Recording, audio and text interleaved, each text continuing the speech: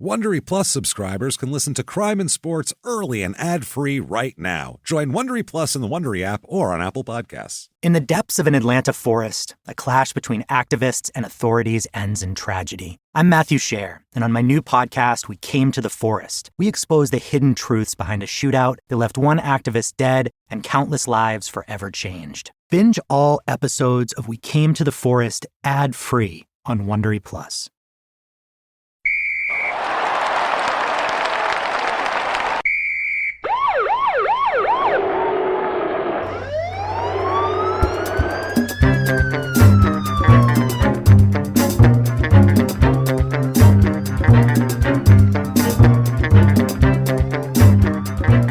Hello, everybody, and welcome back to Crime and Sports. Yay! Oh, yay indeed, Jimmy. Yay indeed. My name is James Pietragallo. I'm here with my co-host. I'm Jimmie Whisman.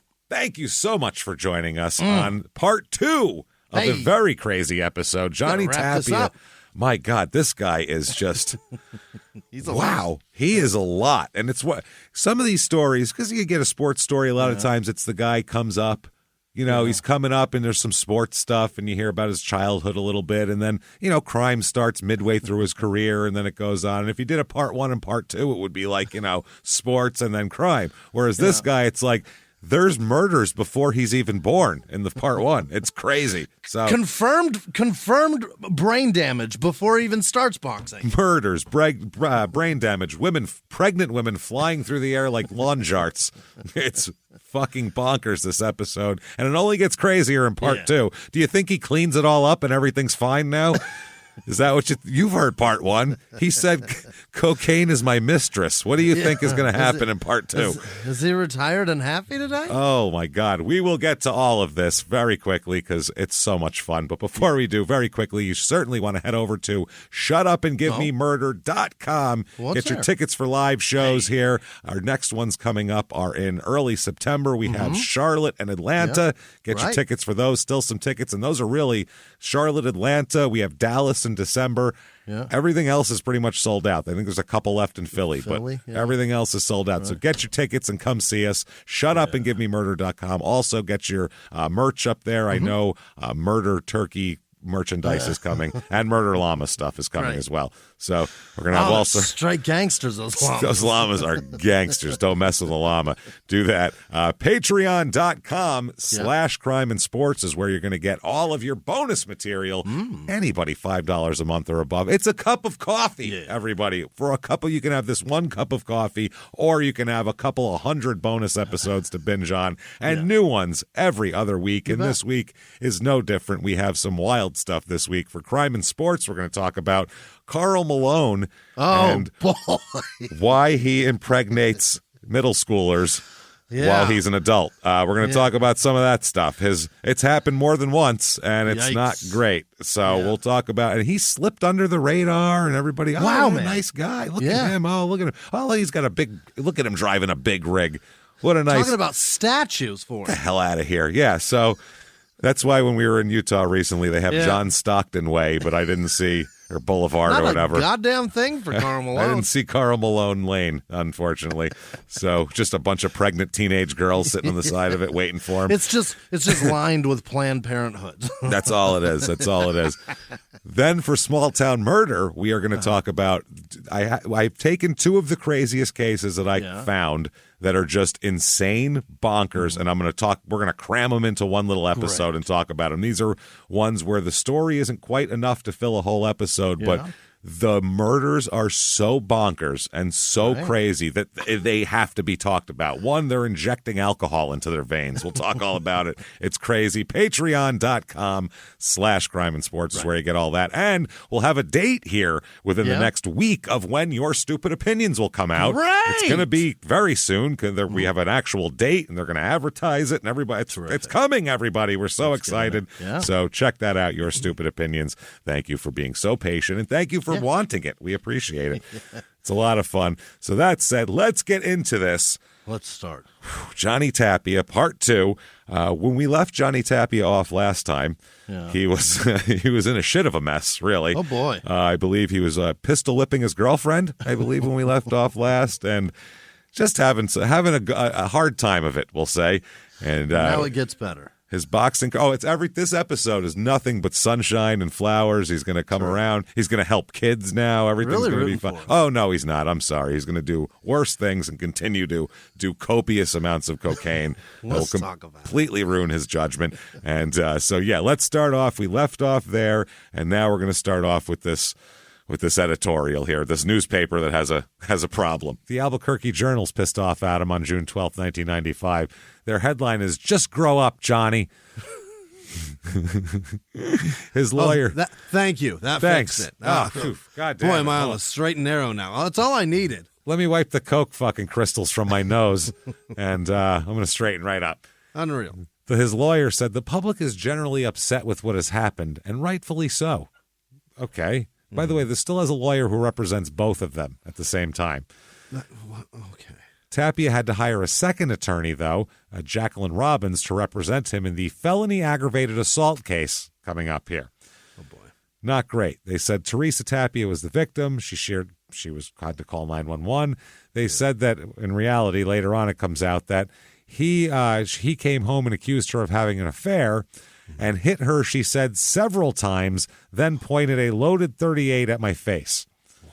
And they said his eyes were dilated. She thought he was on cocaine, and he's had a lot of fucking problems. And so, yeah, obviously everybody's a little fed up with Johnny at this point. Yeah. He's later on they said, though, quote, Johnny is a warm, personable, caring person. He wears his emotions on his sleeve out there for the world to see. When you look closely enough, you see a good, though amateur in so many ways, man. That's what they said here. This is crazy. When Tapia married Teresa, his potential to overcome his past demons and look to the future appeared to increase tenfold. Not only is Teresa attractive, but also intelligent, caring, and seemingly level-headed. Well, that's not going to fix you, though. Mm-mm. Other people aren't going to fix you. Just them being in your presence isn't going to make you not fucking crazy or brain damaged. So, come on. Right. You get it. Yeah. Those qualities also don't fend off punches. No, not at all, or guns or bullets. No. So Teresa said, we're just trying to get him the professional help he needs. That's all we're doing here. And the lawyer added, quote, Johnny catches on to things very quickly. If he likes and respects you, he soaks it up like a sponge. The problem is to put it into reality. Yeah, he can like the ideas of not doing drugs and beating his wife, but then he does it. So, wow. Then the lawyer said, quote, he needed to refocus on the fight. He didn't do it to avoid prosecution. He can be back in Albuquerque at a moment's notice. He's still worried about his fight. Yeah. This is why I guess they need money, but the district attorney said it's an incredibly fearful time for the victim. We don't want the victim to be subject to coercion. This way the victim can say, what do you want from me? It's that son of a bitch DA who's doing it. So they're trying to keep them apart, I guess. And it's fucking wild. So they're talking about maybe a year in jail because of the fact that he had a weapon during all this and he was pointing a fucking, other things. But they also said there's probation, community service, and counseling, and he might be okay. He's going to fight Arthur Flash Johnson here, who is 11-2 coming in. This is a majority decision, so it's not even a unanimous decision. He couldn't have been training very well for this, but he wins the fight anyway. So he's 30-2, pleads innocent to beating his wife, and that's how it works here. He said I'm in it. I didn't do shit. You can fucking say whatever you want to me. So I guess around here, he's trying to dismiss his former manager. That's Paul Chavez, who he says his father, and he called him a son. Yeah, I guess his longtime mentor. He wants to relocate to Big Bear, where he wants to train with Oscar De La Hoya's camp here. Oh. He's got 30 wins. He's thinking he's hot shit now. And the promoter said, as of now, Johnny isn't on the card because there's a De La Hoya card coming up. And they said he wants to pay Paul, his old manager, a reasonable percentage. He wouldn't have to train Johnny. He wouldn't have to manage Johnny. He'd just have to sit back and collect a check. So that's what's going on here. So he splits with his trainer and his attorney now. He's done with both of them. Okay. Fucking done. And, just done. And he said, quote, Paul was telling me everybody was going to leave me, Tapia said. He said, that's why I left. I don't want to fight with Paul, but I want to clear the air and give my side of it. Got to go. So now he's splitting with everything and his problems with his wife, and he's having a bad time. Yeah. September 9th, 1995, he's going to fight Bam Bam again. Really? He fights Bam Bam here, And this is now Teresa, this is her first involvement. Now she's his manager. The wife. The wife is his manager now, which is fine. She's not the trainer, so that's good. I don't know what kind of boxing experience she has other than getting punched by Johnny Tapia. But getting her involved in his business when he's pulling guns on her is not good. No, this is, I guess, to keep an eye on him, to be more enmeshed with him or whatever. So he beats this a unanimous decision. He beats Jesse Miranda here. He's 31-0. Next up, Paul Rios, who's 27-10 coming in. This is another unanimous decision. He wins all 10 rounds, by the way, on every single scorecard. He beat the shit out of this guy. Next up, December 1st, 95, Willie Salazar, 42-22 coming in. Ooh. And Salazar fails to come out for the 10th round. Tapia has a deliberate headbutt that he's deducted points for there, too. Oh. Next up, Giovanni Andrade, alias Sugar. Sugar Giovanni doesn't go, first of all. No, it doesn't. Sugar Ray's got a good flow. Sugar Giovanni doesn't really work as well. He's 17. A four-syllable name, man. Yeah, Giovanni. That's enough. There's nothing sugar about that. That's too much. Yeah, you could be Sugar anything. Gio? Sugar Gio. Yeah, I was going to say Sugar Gio G. would kind of work. Sugar G's okay, but not Sugar Giovanni. So he's 17-2 coming in. This guy will go 71-13 in his career. A long career, but he gets knocked out by Johnny Tapia here in the second round. So he's got a belt. He's doing fine. He's 34-0. Next up, again, fighting every month, Ramon Garcia or Gonzalez here. He's 11-4, and this is his last fight because Johnny retires him with a TKO in the second round. 35-0. Next up, Ivan El Terrible Alvarez. Is that right? El Terrible. He's 12-2. This is in Caesar's Palace in Vegas. 8th round knockout for Johnny. 36-0-2. Continues to run. Next up, he beats a guy named Hugo Rafael Soto, who actually is a good fighter. 55-10 career fighter. Yeah, the fucking Hugo threw me off. I'm like, Hugo. Yeah, it's a good fight there. This is for the WBO World Super Flyweight title. Unanimous decision for Tapia, and he is dominating too. The worst he did on a card was 118-110. Wow. So, yeah, that's the worst he did. So not bad. Next up, he fights Sammy Stewart, who's 14-5, and Johnny knocks him out in the 7th round, 38-2. Next up, Adonis Cruz in 96, 25-2-1.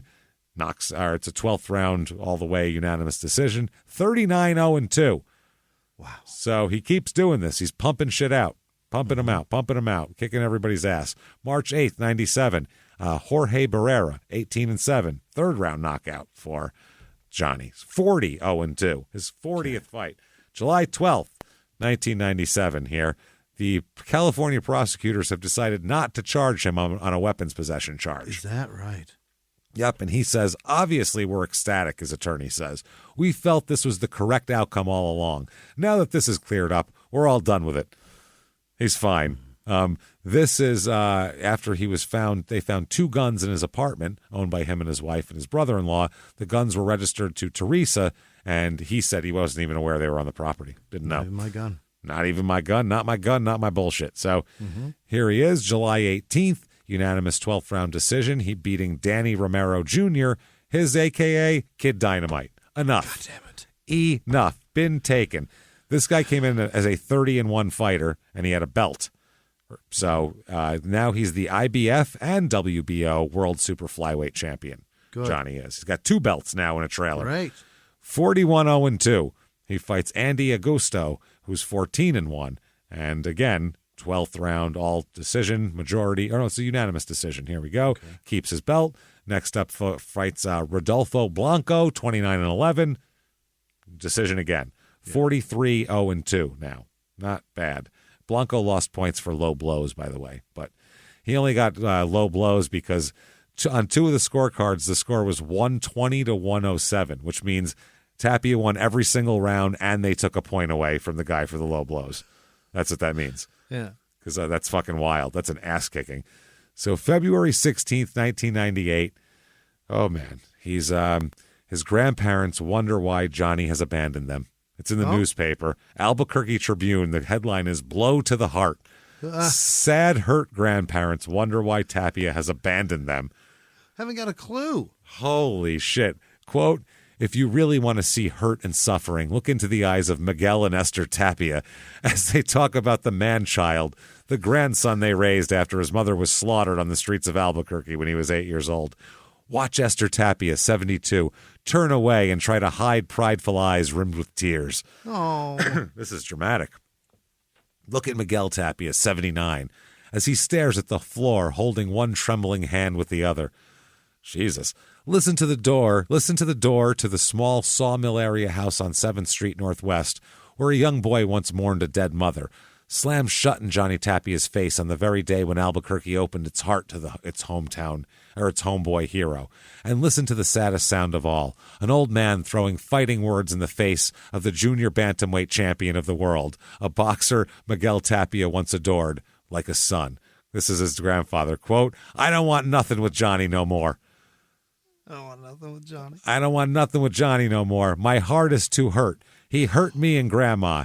He has a new family now. If he comes here, I'll tell him to go to his other place. I'll tell him he has no love for us and just to get away. I'm a man. He's a coward. He can go to hell. That's true. I'll never change the way I feel. Fuck my grandson." Yeah. Gave him a fucking... Wow. He's really upset. That is hardcore, man. Did Johnny Holy tell shit. him, or did he just not show up? Hasn't been around. Won't return calls boy. probably. And holy shit, that is Pop, remarkable. He's an addict. That's what happens. And yeah, I guess they said that they were giving away tickets at this Air Force base, but Jesus Christ, Anthony Tapia's uncle Johnny said, or Anthony Tapia, that's Johnny's uncle, said, quote, "If the Tapias want to see Johnny fight, they buy tickets." That's right. And Nellie Tapia, his aunt, said, "Johnny has forgotten his grandparents. You see Johnny on TV saying how much he loves his grandpa and grandma, but he hasn't talked to them since the Danny Romero fight in July, and it began long before that. To us, Johnny is someone else, a stranger." Oh. His grandma said, "I worry for Miguel," the grandfather. "He's been sick a lot lately, in and out of the hospital. No Johnny, no calls. I think a lot of this because of Johnny. Miguel keeps waiting for Johnny. He sits in his room and waits. He worries. Johnny is not the same. If he would just come talk to us like a man, tell us how he feels, tell us he doesn't want us anymore, tell us something. But we hear nothing." Oh, my. And, yep, Esther said, quote, "That is Johnny's family now. It's like Johnny is ashamed of us." Miguel said, "He turned away from me like I'm nothing. I'm the one who first hung a bag on a tree for him to hit. Now he's got new people.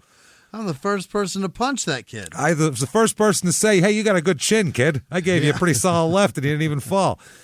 So, wow, yeah, they're talking about all this shit. He says, if Johnny doesn't want anything, this is Nellie Tapia, an aunt. If Johnny doesn't want anything to do with his aunts and uncles and cousins, that's fine. It hurts us too because we're all there for Johnny in his hard times. But how can he do this to Miguel and Esther? They gave part of their life to Johnny. Wow. This is Oliver Tapia, an uncle of his, said Johnny has hurt them more than he has hurt anybody in the ring. Miguel said he doesn't want Johnny around here anymore. I feel the same way. Johnny's a con man. He'll lie straight to your face. Jesus, they fucking go in the newspaper. And con man and all this? Con man. Bad. Miguel said, "I am sad now. I don't understand." So that's all it is. So he's abandoned his family and everything. Mm-hmm. He's fighting a guy who's 14-4 in August of '98, and he beats him in unanimous decision, 10 rounds. He moved up in weight, I think, because he has no belts here. He's a bantamweight now. So he now fights Nana Yaw Kanadu. First name Nana. Like Nana Yaw. Yeah, like your Nana is middle name Yaw. 39-3 coming in, 41-5 career. And this is a majority decision, 12-round, full go the distance here. And so he defeats the champion here and becomes a 2-division world champion because now he's a bantamweight champion. Early 1999. Things are going great, right? I suppose. He's winning. Hasn't been arrested in a while. Yeah. Well, here we go. He apparently has a suicide attempt here. Oh. He attempts suicide by overdosing on drugs in Vegas. He is in a coma for, you, sir, may fuck off, 36 hours in a coma. Oh, my. And he would spend 6 weeks in a rehab center after that. Yeah. Seems like he could use it. April of 1999, they are now have taken in a child, Teresa's nephew. They're now the legal guardians of Teresa's nephew. which is he gets out of rehab and to come into this. Yeah, so he said though that he's going to do well now. He found a home. He said that he's got his family there. He's got his wife, and he's no more cocaine, no more anger, none of this shit. I'm telling you now. As a matter of fact, he's a born again Christian. So it's all going to work out now. What's that rule we have in crime and sports? When everything's going horrible, don't get married. He already broke that. Don't find religion. Don't move back to Albuquerque. He hasn't broke that one yet. But they said, yep. And she said that he's doing so well. He says, quote, one day I'm in a jail cell. The next day I'm in a castle. I've been through everything. Okay. He's been through everything. And then he says that they have the 6-year-old nephew, and that's going to be there too. He's a legal guardian, and he asked the boy, what do I tell you, son? And the boy said, you say I should play golf, not box. No drugs, no whiskey, no smoking, no guns, is what the boy says. Yeah. He's trained. He's trained on that. Tapia says, the only loves in my life are my beautiful wife, Teresa, and my son, Salo. I've just taken in. Barely know. If I were to die today, I'd be a happy man. Okay. Because I just tried to commit suicide, by the way. Did I mention that? So he says that he saw, he said his whole life was a mess before that. He said, with what I've done in my life, I should be a zombie sitting on a street corner. Who would figure a former drug addict would be a 3-time world champion? Well, it happens constantly. Listen to our show. You'll hear that pretty much most of the time. Every week. Yeah. Almost every week. Yeah, champion at something here. He's still undefeated, which is fucking crazy. Yeah. That's wild. He said, I wanted to have the fight in Albuquerque, so all the little people, the ones who don't have money to go to Las Vegas or even watch it on Showtime, can come see me fight. I love Albuquerque, and I always will. It'll always be home for me. Well, that's a mistake. Yep. Yeah. So he's going to have a fight in Albuquerque. Everybody's very pumped. Teresa says Salo has made Johnny grow up. The kid's done it. He's done so much more. He's so much more mellow when he's around Salo because his middle name is Jonathan. Salo wants to go by the name Johnny, so people call him Little Johnny because he's got no parents. Right. Johnny says, I've always wanted a son. He has straightened out my life. You've got to give them love and attention. You want to show them the good way. I don't want him to be what I was, he says, by the way. We talk about caring and everything he needs as a man. Wow. Johnny says, when he gives me that sad face, it hurts me. I have to get mad, then I feel sorry for doing it, and then he's right back with me. Please don't beat this kid up. Jesus Christ. So April 24th, 1999, he fights Alberto Hungaro Martinez and beats him in the first round with a knockout. June 26, 1999, Paulie Ayala he fights. He's a good fighter, 27-1 coming in, 35-3 for his career. A real fighter, Ayala. He's a bad motherfucker. At the Mandalay Bay. This is a big, giant fight. Yeah. It goes all 12 rounds, and Johnny loses a unanimous decision. Uh-oh. It's a close one, too. 116, 113, 115, 114, 116, 113. So I could have gone either way. Yeah. But it's his first loss, and the Ring magazine called it the fight of the year. Yeah. Must have been a war, I'm sure, here. Teresa's brother was, I guess, a corner man here. He was but just before the fight, he was arrested for assaulting a police officer and hauled away from ringside before it started. What the fuck? So he was missing a corner man here. Uh-huh. And there was a bunch of drama that would break your focus if you're a fighter. Yeah. So that's not great. August 10th, 1999, mother's murder case is solved. Oh? No one would have thought of that. Yeah. So after 24 years, they closed the case. Do we know who it was? Suspect they've identified won't be brought to justice, blah, blah, blah. He was killed in a traffic accident in 1983. Oh, God damn it. So they declined to name the suspect. We wouldn't have known who he was anyway. It's not like, it was Bruce Willis? Holy shit. No. Or, I want somebody, to be the guy with the scratches. Yeah, no shit. They don't know. They said it's clear. Oh, they said the report that came from the information said it's clear that the obvious offender is Richard Espinoza. He had the motive. He had the opportunity. And he said, I just want her to rest in peace, is what Johnny said. I'm glad that we all know who killed her. I'm sorry it took so long. They could have done it a long time ago. So they said, I guess some of her acquaintances were interviewed but never charged. According to police reports, Gallegos went to a nightclub, as we know all of that. And Espinoza was drinking heavily before he arrived at the club. And Gallegos decided to take him home. Gallegos, I guess she was going to drive. Gallegos was found in the gravel pit the next morning. Reports that Espinoza had blood on his shoes and a bloody rag and a screwdriver were also found in his car the next day, and they said that blood matched DNA, the blood of Gallegos. A notation on the police report said that the case was turned over to the county district attorney's office, but that office had no record of ever receiving the case. Last year, Tapia asked the cops to reopen the case. That's when it was discovered that evidence had been discarded, that Tapia thought the case had been forgotten, but apparently it was, because no one knew what the fuck was going on. In April, they received an anonymous call that spelled out the details of the stabbing, including some details that had never been made public. Apparently, they didn't make the screwdriver thing public till later. It was just the scissors. And if somebody knew about the screwdriver, that's the guy who knows what the fuck really happened. Bingo. Yeah. That's how they do it. So they said that, according to the report, the caller said that Espinoza became angry at Gallegos when she couldn't find his wallet, and the argument led to the stabbing. They said the caller also heard the story from Espinoza while the two of them were drinking one night, but did not come forward for fear that Espinoza would kill him. Well, he died 15 years ago, so holy shit. So they said, we feel like it's over. This is what Teresa says. They have a lot more solid evidence this time than they had in the original reports. And Tapia said he felt cheated. He said, I wish I could have gotten him, but I wouldn't be at the place I am now if I did. Well, yeah. And he's dead. I mean, but you don't just get to go out and dole out street justice. Yeah, you can't go out and vigilante this shit up. No. So January 8th, 2000, he fights Jorge Eliezer Julio, 42-1 fighter here. Oh. And it's a unanimous 12-round decision here for Johnny. He wins again, 47-1. So he comes back strong from losing a fight. That's tough. A loss is tough for a person. That can break their confidence. Wins, isn't he? He could get 50 wins. Let's find out. April 30th, 2000. Seems like 2000 is too long for him to be going, right? Yeah, that's a long time. When you start in the 80s, I know that's not when you're a lot of guys started. 60s? But it just feels like it for 2000. Sounds like, it's just too far away. So this here, there is an article in the Albuquerque Journal about Teresa, and it's titled, His One, Only, and Everything. Oh. Yep. He said, quote, Johnny Tapia, wow, had to stop and give it some thought. He had just been asked one of the tougher questions that's ever been posed to him. What would you list the titles Teresa had? And Teresa is Johnny's wife, manager officially, but she's far more than that to a man who depends on her in virtually every aspect of his life. She's my manager. She helps train me. She's my CPA, my wife, my nurse, my mom. My wife does everything for me. She handles all his business affairs and also,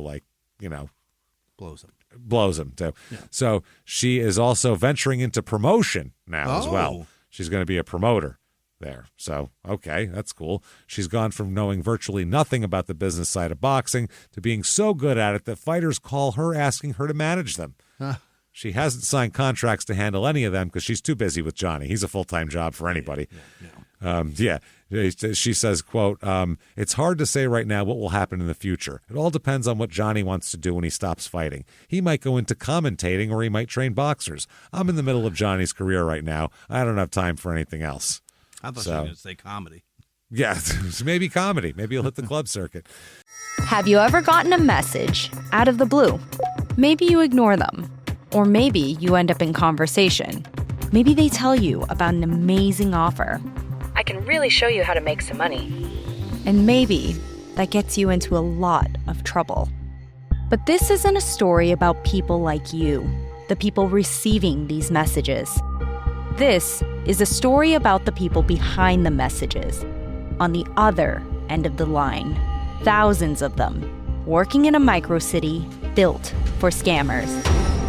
From Wondery, the makers of Dr. Death and Kill List, comes Scam Factory, a new series about survival at the expense of others. Follow Scam Factory on the Wondery app or wherever you get your podcasts. You can listen to Scam Factory early and ad-free right now by joining Wondery Plus in the Wondery app or on Apple Podcasts. In the 1980s, a rosé swept the country. Hey, Mike, I really like this White Zinfandel. Well, good. Now put it down. I'm going to try another one. White Zin became America's top-selling wine. But most don't know that this sweet drink has a sour history. What began in 1986 with counterfeit bottles. A big fraud, a multi-million-dollar fraud. sent investigators chasing one of the most powerful families in the business, the Licciardis. But the closer the feds got to them, the more dangerous things became. It's a story of deceit. At the time, I was paranoid. Threats. You touch my kids, I will kill you. And murder. With a .22 caliber bullet to the head. What started with a scheme to mislabel wine spilled into a blood-soaked battle for succession. Welcome to Bloodvines. You can binge listen to Bloodvines exclusively and ad-free on Wondery Plus. Join Wondery Plus in the Wondery app, Apple Podcasts, or Spotify. So they said, we're with each other. Johnny said, we're with each other 24 hours a day. I'm addicted to Tree. That's his nickname for her. She's replaced my drugs. She's the one habit I've never tried to shake. Wow. They had moved away from Albuquerque, and she said, we all knew we had to leave Albuquerque or he'd die there. This was a crucial time in our lives. And I didn't know much about boxing, but I did know that Johnny deserved a lot more money than he was making. That's why she started managing him. She was sitting in the meetings going, hold on, guys, wait a second here. So they said they've had no trouble since he attacked her with a gun at one time. She said, we were in deep debt. Johnny owed the IRS $17,000 for back taxes, but a boyhood friend saved them, gave them money. And she said, we went to Joe and told him we couldn't pay taxes. He gave us the money. That's Joe Maloof, who attended Albuquerque High with him. It's got to be one of them. I don't know. I don't know what he's got from 17 grand to just spend. But from Albuquerque, is that where they're from? Who knows? I suppose I could check. I don't know what we would have done if Joe hadn't done that. So they've made good investments. Johnny says, I've never paid a bill in my life. I've never written a check. Who would ever think that a drug addict and an alcoholic like me would ever have all of this? Right. When I first met her, it was, this is the top rank matchmaker. He said, when I first met her, it was at Johnny's comeback fight. She was very quiet then. Over the years, she's made great strides as a manager as I've ever seen. There have been women who have been managers, but it's still unusual. Yeah, I guess not. It would be, I guess. Yeah, that makes sense. So they're very excited. But she said she had a year of business school. So that's helping. She said, but with boxing, that doesn't really matter. It's a lot of instinct. Okay. Yeah, she just wanted to get Johnny, I think a lot of it was honestly to try to be with him more. Sure. So she could keep him on the straight and narrow. They are definitely from New Mexico, James. That is crazy. That's the Maloof brothers saved his life. Wow. If they went to Albuquerque High, that's the guy. Yeah. That's crazy. Holy shit, that's wild. It's helpful that they would own a casino for him to fight in later on. Yeah. Wow, yeah, look at for that. Sure. How about it? That is fucking crazy. She said she wanted to go to college to study archaeology, but she never did. She said, I always wanted to travel. And she said, I'd love to go to Greece or on a safari, but Johnny could never sit on an airplane for that long, and I certainly couldn't go without him. Sure. Yeah, no. So Johnny says, I don't really care about money. I don't know what we have. She can have it all. She's earned it, putting up with me. I'd be lost without her. I'd probably go back to the streets if she ever left me. Yeah, if she sends him to the store for bread, she gives him like $3.28 or whatever it costs and says, come back with bread. And if you're not back in an hour, yeah, I'm looking for you. So he fights Pedro Javier Torres here, 32-14 fighter, unanimous decision win. September 27th, 2000 here. He's got some depression problems here. He said, quote, depression is messing with my head. Yeah. And now he has been hospitalized twice this summer, suffering from bipolar depression now. Oh, shit. He said, I see sadness with my wife when she looks at me and I don't like it. He's in his fucking head. And she said, I've never seen Johnny so exhausted as he was battling depression. Johnny has to learn how to deal with it. You see someone hurting like he was, and you can't do anything about it. I was sad because I was watching him battle something, and I couldn't help it. Yeah, he's needed help for, what, his whole life now? For 30 years at least? At least. Since he was 8? Fuck, man. That's wild. So apparently the last fight was when Tapia overheard a phone voice message that the slaying of his mother had been solved, and people were thrown out of his locker room against his wishes, and his brother-in-law was arrested. That was that one. He said, I lost before I came out of the dressing room. That was his first loss. Said it was a fucking mess. There was a whole issue here. He has been on medication that was supposed to help him, but Teresa said they never checked with boxing officials to see whether the drug was approved or not. so he could take, he might get suspended. Yeah. He said, I didn't want to take it. It puts you on cloud 9. It's supposed to keep you out of depression. It mellows you to a normal level. He also said, that's what I'm trying to find out. He also says, my age is kicking in. I've had 173 total fights, including amateur, but I still train like I'm young. So he said, in the last fight with Ayala, I couldn't control myself worth a damn. I've changed since then. I'm under control now. I'm in a good situation, knowing I'm getting better with age. So his wife says, Johnny's always lived his life on the edge. It's a real worry. So next up, he fights Ayala again on October 17th, 2000, and Ayala beats him again in a unanimous decision loss. Very close again. 115, 113, 115, 113, same shit. So it's a lot. And he said, following the fight, commentator said that Tapia put on a clinic and something's not right, basically saying that he should have won the fucking fight. Yeah. They said that everybody that saw it apparently thought the same thing, that Tapia got fucking robbed on that one. And that's what happens with decisions sometimes. You do get robbed. So he's 48-2-2. Based on judges. Yeah. That's what I mean. So next up, he fights a guy who he beats in 6 rounds, 49-2-2. May 2000, his dogs kill prize goats. Okay? His or somebody else's goats? Somebody else's goats. Oh, no. Yeah. So the neighbors are very upset because his Neapolitan Mastiffs had run over there and done that. So killed a bunch of these fucking goats. And there's a 13-year-old kid who's very upset about it and said they were like prize-winning goats. It's fucking ridiculous. So they're upset. I guess they wanted to. They dug their way under a fence surrounding the goat barn and used their huge Neapolitan Mastiffs are huge dogs. Yeah. They started fucking goats up. Just doing all sorts. They also knocked the locked gate in the barn off the hinges as well. Oh, my. Then the dogs commenced, they called a, quote, bloody rampage that killed 19 goats and destroyed 13 fetuses carried by the victims. Holy. 6 goats died in the barn before they could get out. Most of the rest scrambled outside and huddled terrified in the corner of the barnyard fence until the dogs mauled them to death. Holy Oh, my God. It's shit. a bloodbath. Yeah, they just had a fucking bloodbath. They just went in there and ate these motherfuckers. So wow. There one goat survived and was laying out in a pasture with bite marks all over him, they said. So it was horrible. So now they want these dogs to be put down. For apparently. sure. Yeah. So they said that that's how it is. And the kid's very upset. The kid said, I've even caught myself going out to feed them and they weren't there. Oh, my God. Poor goats. That is vicious. Jesus Christ, man, that's wild. So looking for the goats that aren't there with a handful of whatever the fuck goats eat. Looking for the goats, man. He said, I learned I needed a new fence. That's what they said. Has this taught you anything? And he said, I learned I needed a new fence, and I learned there are good people out there, people who've helped me by giving me goats, giving me checks, and just giving me help. It's gratifying that so many people care. So the goat people are okay there. So all right. Jesus Christ, Johnny's dogs attacking fucking goats. Wow. So June 30th, 2001, he fights Cesar Soto. La Cobrita is his name. Yes. He's 54-9, this guy. La Cobrita. And this is at Mandalay Bay. Knockout in 3 rounds. That's his 50th win for Johnny. Oh. You were right. Yep. He got there. 52-2 he is. August 2001, he says, quote, I've had my last fight. I'm never going to fight again. He did it. He just wanted to get to 50. I guess he wanted to get to 50. That's it.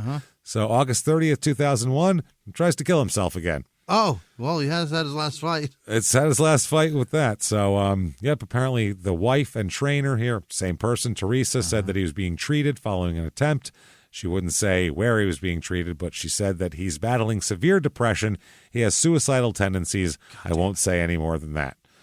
He's in a lot of trouble, man. He said, I'm tired of everything that goes on outside the ring. I just don't want to do it no more. That's what he told the Journal. Okay.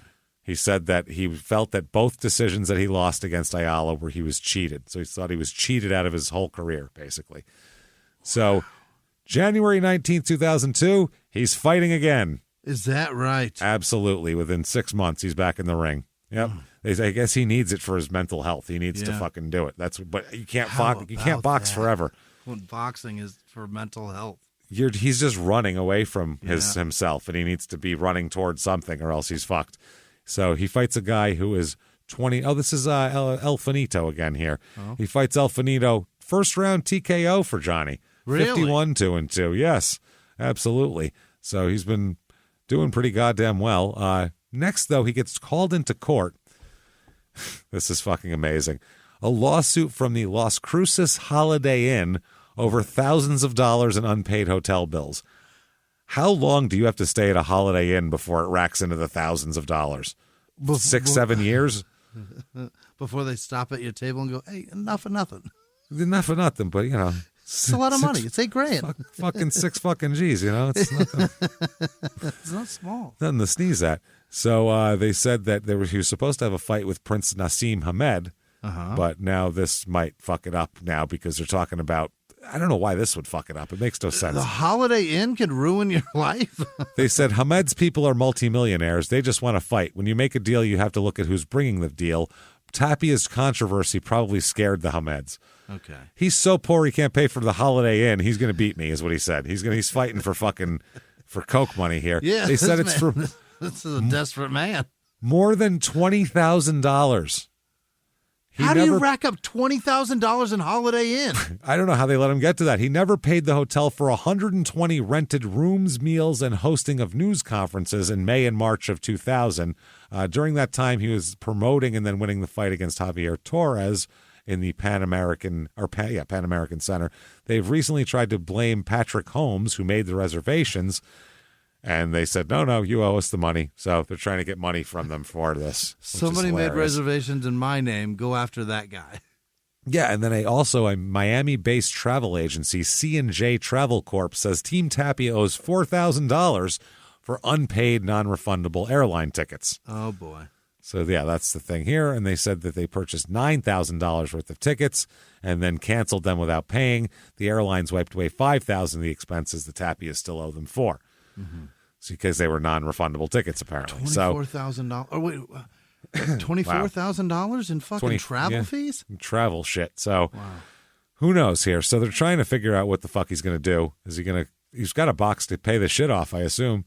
Mm-hmm. He's going to pay off his hotel bills, which is hilarious, I think. August 27th, 2002, he fights Manuel Medina here, 60-11 coming in. Okay. Wins a majority decision, very close fight, 115, 113, 115, 113, 114, 114. So, and a lot of people thought that the other guy should have won. Really? Yes, definitely. So he's 52-2.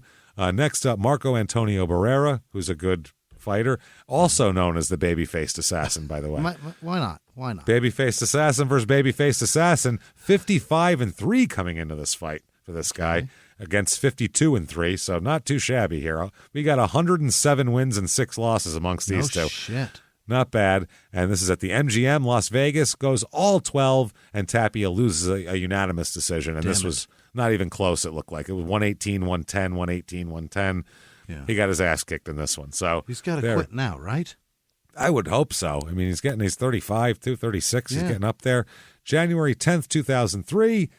Drug charges again for Tapia. Oh, boy. Yep, faces felony drug charge after a police standoff at his home. They gone to the home here in Golden Valley this is in Arizona, by the way, after getting a tip that Tapia's cousin was there, said a Mojave Sheriff's Department deputy here. The cousin, 31-year-old Raymond Whiting, was wanted on a warrant for failing to appear on aggravated assault and weapons charges. That was the guy who had a murder trial 10 years ago that he was intimidating the witness of. Remember that? Yeah. So, holy shit. Whiting is suspected of trying to slash a woman's throat during a carjacking in Albuquerque last April. Oh, dear God. Maybe put that guy away.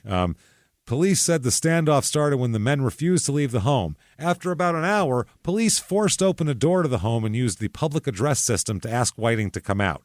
Fortunately, the situation resolved itself, they said. They then went in and another man, Walter Joseph Michael Beck, 26, was arrested on cocaine possession charges.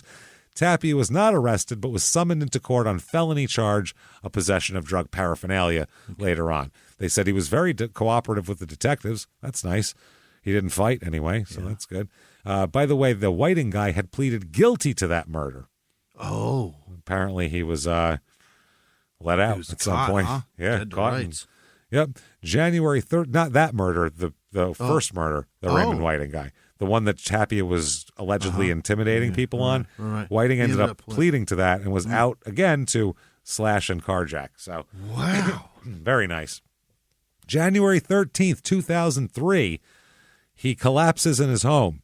Tapia does. Fell down and lost consciousness and is in critical to serious condition. Upgraded from critical to serious here. So he was admitted after he was charged with possessing drug paraphernalia, placed on a respirator, and being treated for head trauma. Jesus Christ. Overdose standing up? Yeah, apparently he'd been given a citation after the standoff. Then he returned to his Las Vegas home several hours later with his wife, and that's when he fell down. Yeah. He said that's all they would say. He fell down. He's sick. His condition gets upgraded a little bit after that, but they're trying to figure out exactly what the hell is wrong with him. What's going on? Family members said Tapia was taken from his room for a CAT scan and other tests, and they don't know what the fucking results of them are. So, anyway, a lot of felony charges going on with the cousin. We do know that. Yeah. January 14th, 2003, they said recently hospitalized. Tapia's location and condition remains unclear. Nobody knows what's going on with him. He's like somewhere private. They don't know what's up. They said he was on life support and comatose at first when he came in. And now Freddie Roach, his longtime trainer, now it's his trainer and close friend, said Tapia had been moved into another room in the hospital.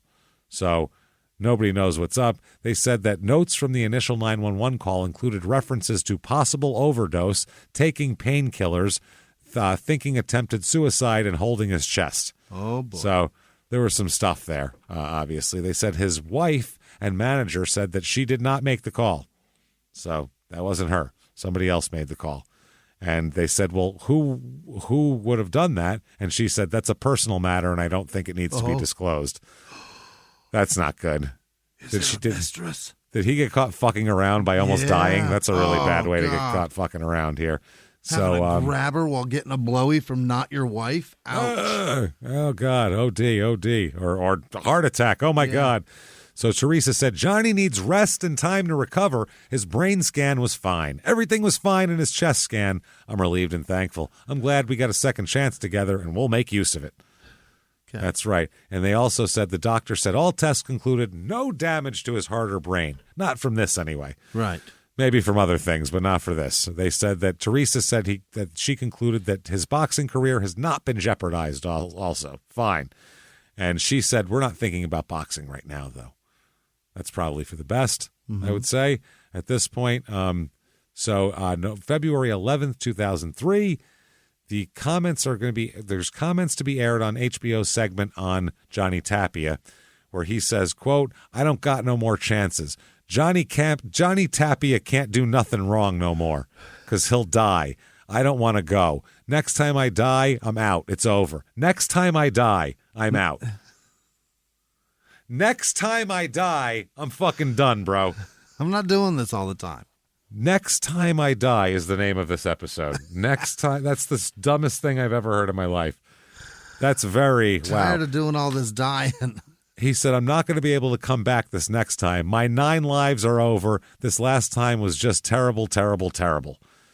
So he talks about that having relapses, and he hopes that he can help others, he said. Mm-hmm. He said that you can't, he tells kids. That's what he tells them, how to not do drugs. I tell them, don't. That's right. He said, 4 months ago, I relapsed. I was dead at home. I was in a coma for 36 hours and on life support for 2 days. They asked my wife if she wanted to pull the plug. I'm an alcoholic and an addict. I've got a lot of problems. Today I'm clean. Tomorrow may never come. I'm trying to get back on my feet. Drugs are taking over everybody.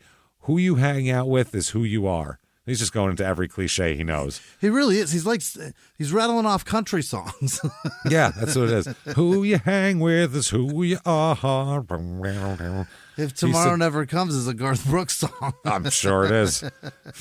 Tapia, they said, is sometimes a poster child for recovery, sometimes a poster child for failure. He said, I can't get it anywhere or any place. It was offered to me Friday. When you're famous, you get it for free. Oh, I can get it anywhere. He's talking about drugs. Yeah. You get it for free. When you're out of money, you have to pay for it. So, yeah, that's how it goes. And they said the drug problem around where he's living is very bad either. The Rio Arriba County Sheriff said that he was glad to have Tapia talking about drugs in his county. I think people look up to him. Hopefully he'll make the difference. Yeah, they'll all stop doing drugs now. Everybody here thinks a lot of him. He says, yeah, it's all fixed. It's all good now. It's, it's don't worry. It's super easy just to not do this. He's good now. Well, you know what? Let's see here. He says, I want to reach out to those young kids. I know what it is to struggle. I'm still struggling. No matter how many times you fall, you can pick yourself back up. I think with this hospital thing, God made me bigger and better and stronger. With this hospital thing. They said, how long have you been addicted during the Q&A? And he said, all my life. Yeah. Being here and talking with you helps me. I see you smiling, and that makes me happy. I do what I do to help just one person stay away from drugs. He said, I'm ADD, ADHD, BCDC. I'm everything there is. He adds jokingly. BCDC. That's not the van, buddy. No, I think he fucked that up a little bit. He could have added also he's bipolar, but he didn't put that there. He said he's made his mind up. He wants to quit. And that's that. He's ready to go. He's good now. He's the definition of it. They said if there's one person and he smiled and gave me a hug, I'd be happy. He said that's all he's doing this for. He's fighting again. September 2003. Carlos Contreras. He beats this guy unanimous decision. This guy's only a 19-7 fighter coming in. And it goes all 10 rounds. So that's not great. December 21st, 2003. He overdoses on flu medication. What kind? He said, if I'm going to overdose, I'm going to go for it. I'm not hesitating, He was laughing here because he said he felt. So he's saying that's not the. I didn't do it on accident. It was not, or I did it on accident. It's not like I'm addicted to this shit. Yeah, he said it's it. He said, it's the last trip. It was a silly mistake. That's all it was. Too much. Her husband took cough medicine that she had been prescribed for a cold. He didn't know it had codeine in it. That's the story they're giving here. He's allergic to codeine and started having trouble breathing and broke out in a big rash. So then he took some Benadryl to try to get rid of it. Then he took some Tylenol because his chest was sore from coughing. Yeah. So she called 911 when he stumbled into the bedroom and fell into a deep sleep. So why did he take the cough medicine? That's the question. Did he have a cough? That's how he started. I guess so. And the drug screen at the hospital said he had a high level of Tylenol in his system. Okay. Jesus Christ. That's fucking funny. High level of Tylenol. March 5th, 2004, Frankie Archuleta he's fighting at the New Mexico Highlands University in Las Vegas. Oh, God. Las Vegas, New Mexico. I guess it is, yeah. Mm-hmm. This is a split decision, all 10 rounds, and Johnny loses this fight. Oh, God. So he's 53-4-2. After the fight, he said he was sick before the fight. He had flu-like symptoms, threw up, and was coughing throughout the press conference. He said, I couldn't stop the fight. There were too many people who were coming to see it. I did what I had to do. And he said, I have no excuses. Frankie beat me fair and square. Okay. That's that. They said it's a minor setback. Everybody's ready for a rematch. That's the only way we're going to get vindicated. Yeah. Jesus Christ. Tapia said, there's no shame in my game. I give Frankie respect, but I'd love to do it again. Because I need the money. I need the money. Real fucking bad here. So here's on I-40, June 7, 2004, his niece is hurt very badly in a rollover accident. Yes, apparently Kenneth Martinez, a 19-year-old, was driving west near the I-40 at 4:30 a.m. when he lost control of the car and it rolled over, and this girl was injured here. So that was a big thing that was on there. January 22nd, 2005, he fights Nikki Bentz, Bentz, which sounds like a porn star. Sure does. Nikki Bentz's anal adventure, that sounds like something. It's always in the back. She's bent. She's bent. That's what I mean. Yeah. She's bent over. That's why I got anal out of that. So 36-3-2 this guy is. Split decision. Goes all 10 rounds. There hasn't been a knockout in a while. He's going a lot of rounds. So many. 54-2 or 54-4 now. Next up, again in 2005, Jesus Christ, he's almost 40 now. Yeah. Frankie Archuleta again. He fights. This time he wins a unanimous decision. Okay. Everybody 96-94 on all the cards. Unanimous again. 55-4. So June 23rd, 2005, he's going to get a shot at another title. Oh, my. What the fuck is happening here? How is that possible? Who wants to see that? That's what I mean. Then what? He's going to be champ for how many more years? He's like 39 years old. He's not going to defend it. No. He said, I'm very thankful, very pleased. I'm where I'm at today because of everybody. I asked everybody to give me a prayer. Okay. That's what he's doing. He said it's worth it. He's going to try to do this shit. July 7th, 2005, his bout is canceled. Yeah. Yeah, his bout's canceled. They said that, I don't know why it's canceled, though, here. They never say. It's just, they couldn't agree on financial terms in the end. Okay. That's what it was. Yeah. Well, or his opponent would be arrested for elderly abuse. That's the other problem. He's still fighting well, though. He's still getting to fucking going the distance with everybody who's in the middle of their career. Yeah, but 4 fights ago, he said he was done. Done completely. He's still doing it. That was like 2001, he said he was done completely. It's 2005 now. July 24th, 2005, Johnny gets in a little fight. And, a little fight in a bar, not in the ring, though. I don't know why he's in a bar, but Tapia and some friends got into a brawl with another group around 6 p.m. Oh, my. 6 p.m. at the Sideline Sports Grill and Bar. He went to the sports bar and got in a fight at 6 p.m. What day? It's a fucking Friday night. What was happening at this time that they need to be at a sports bar? What people are watching? With their kids eating chicken fingers. That's what happened. It's 6 fucking p.m. on a Friday. There's a giant novelty pizza on a table somewhere, and we're boxing. Ridiculous. So they said they got in a big fight, and there were no more than 3-on-3 on each side, is what the cops said. One guy suffered a chipped tooth and a bruised cheek. Not a big deal. And witnesses said that they did not see Tapia throw a punch. Oh, that's good. But anyway, they left in a white or beige Hummer, and they said the folks there got the license and the vehicle was registered to the Tapia family. Wow. So they're going to blame it on them, but they don't know. Was he fighting people? Was he not fighting people? They said the Tapia group cleared out quickly after the brawl, so fast they didn't even leave a tip. They said they had a bill of about $99. They just threw $90 on the bar and walked out. Nobody got hurt, and except for the bartender. Yeah. Nobody got hurt in the fight, and we didn't have to tip, so... And no tip. Maybe that's how they get out of tipping. Why. Yeah, that's why they... They just order a bunch of shit, throw some of it on the table, and leave. All I've got is the bill money right now, so somebody hit me. No shit. They said indications show that indications are both sides that consumed alcohol, but it's not a DUI investigation or anything of that effect. If we had stopped him and he had been drinking and he'd been driving, that's important, and we would have proceeded forward. Witnesses said Johnny was driving. So we don't know if he's been drinking or anything like that as well, though. That's the problem. So September 16, 2005, Sandro Marcos, he fights. Oh, my God. Gets knocked out in the second round by a guy who's 23-13. Oh, boy. Time to hang it up, Johnny. You're over 40. It's over now. Or you're 39. It's done here. This guy is a 26-20 career fighter. Just knocked you out in the second round. And he's never been knocked out before. So his next fight's supposed to be in December, but he pulls out of the fight saying he has back injuries sparring. That means you're too old. Right. If you're practicing and you hurt your back, that means you're old. Yeah. Stop. Enough. Enough. He said, I want to say I'm very sorry. I went to throw a left hook and ended up twisting my back. Yeah, that means you're not. That's yeah. I threw my back out. Yeah. That's what you did. You threw your back out throwing a left hook. Like most men over 40 would probably do. That's the problem. He said, my wife has to tie my shoelaces for me. Yes, that's a man that just threw his back out. But now they're giving him steroid shots, and he gained 10 pounds. Yeah, so sure. There's that. He's a little more muscular now. Good for him. But holy shit, what a fucking mess. That's too much. It's too much for this guy already. He's going to fight again, isn't he? What do you think? He threw out his back. He threw out his back. I wouldn't fucking fight anymore if I was him.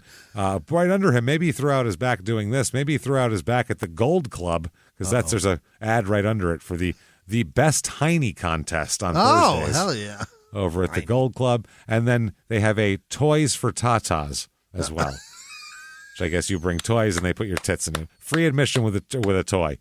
So that sounds like nice. It's a strip club, and it is. It's the Gold Club. It's gotta be. Yeah, it's a different version of the Gold Club. The nicest Heine and Toys for Tatas. Bring toys, and you don't pay the cover. You get to see tits. That's it. Free titties. Beautiful. He was hip hop's biggest mogul, the man who redefined fame, fortune, and the music industry. The first male rapper to be honored on the Hollywood Walk of Fame, Sean Diddy Combs. Diddy built an empire and lived a life most people only dream about. Everybody know ain't no party like a Diddy party, so. Yeah, that's what's up. But just as quickly as his empire rose, it came crashing down. Today I'm announcing the unsealing of a 3-count indictment, charging Sean Combs with racketeering conspiracy, sex trafficking, interstate transportation for prostitution. I was up. I hit rock bottom, but I make no excuses. I'm disgusted. I'm so sorry. Until you're wearing an orange jumpsuit, it's not real. Now it's real. From his meteoric rise to his shocking fall from grace, from law and crime, this is the rise and fall of Diddy. Listen to the rise and fall of Diddy exclusively with Wondery Plus. In the 1980s, a rosé swept the country. Hey, Mike, I really like this white Zinfandel. Well, good. Now put it down. We're going to try another one. White Zin became America's top-selling wine. But most don't know that this sweet drink has a sour history. What began in 1986 with counterfeit bottles. A big fraud, a multi-million-dollar fraud. Sent investigators chasing one of the most powerful families in the business, the Licciardis. But the closer the feds got to them, the more dangerous things became. It's a story of deceit. At the time, I was paranoid. Threats. You touch my kids, I will kill you. And murder. With a .22 caliber bullet to the head. What started with a scheme to mislabel wine spilled into a blood-soaked battle for succession. Welcome to Bloodvines. You can binge listen to Bloodvines exclusively and ad-free on Wondery Plus. Join Wondery Plus in the Wondery app, Apple Podcasts, or Spotify. Behind the closed doors of government offices and military compounds, there are hidden stories and buried secrets from the darkest corners of history. From covert experiments pushing the boundaries of science to operations so secretive they were barely whispered about. Each week, on Redacted, Declassified Mysteries, we pull back the curtain on these hidden histories. 100% true and verifiable stories that expose the shadowy underbelly of power. Consider Operation Paperclip, where former Nazi scientists were brought to America after World War II, not as prisoners, but as assets to advance U.S. intelligence during the Cold War. These aren't just old conspiracy theories. They're thoroughly investigated accounts that reveal the uncomfortable truths still shaping our world today. The stories are real. The secrets are shocking. Follow Redacted, Declassified Mysteries on the Wondery app or wherever you get your podcasts. You can listen to Redacted early and ad-free right now on Wondery Plus. February 23rd, 2007, he's fighting again. Oh, my God. Evaristo Primero, 14-9-1 coming in. This is in Albuquerque again. And this is a majority decision after 10 rounds. He wins it. Wow. So, doesn't even beat this guy soundly. Yeah, but he's sore for a few days. Yeah. 56-5-2. The next day he retires. This is 2007, for Christ's sake. Wow. This is insane. So, yeah, it's enough now. He wanted to go out on a high note. That's what he said. So he did. That's what he's doing. March 12th, 2007, which is a couple weeks later, he is hospitalized, taken to the hospital after paramedics respond to an early morning call about someone who wasn't breathing in their hotel room. Oh, no. They said it appeared to be an overdose and that Tapia would be charged with possession of a controlled substance. Wow. He said he had labored breathing and was choking on vomit at the time. They discovered a plastic bag containing a white substance. Tests confirm it's cocaine, so he wasn't trying to sell it to anyone. He was doing it. Obviously, he's got a problem with that, and this is like a couple, Jesus Christ. In the pre-fight remarks in the last fight, too, he said his days of hard living were behind him, and he described how his 3 children have firmly grounded him. He said, every day I'm doing good, but if I want to go drink right now, I can, which is a weird thing to say. Yeah. He said, nobody tells me what I can or cannot do. I do what I want to do. I'm trying to do for my family and myself, but if I want to go party, I'll party. That's an addict. That's an addict who's a non-repentant addict. He's going to do it. Don't tell me I can't be an addict. If I want to be an addict, I fucking will.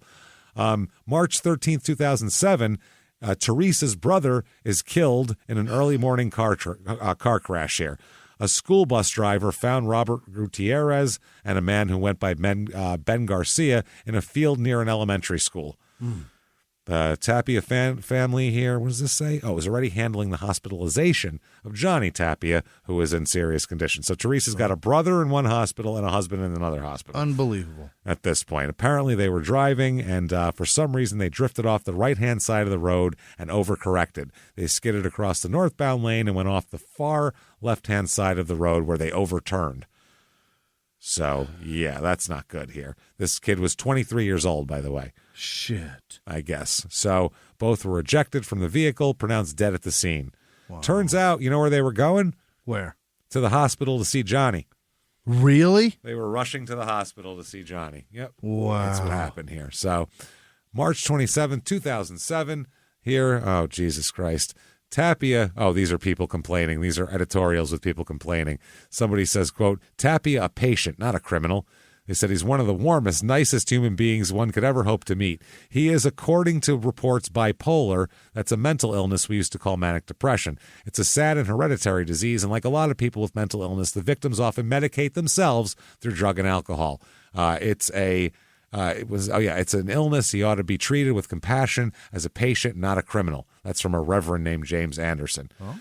Next editorial, Tapia's got to stop being a victim. And he's in critical condition because he chose to party.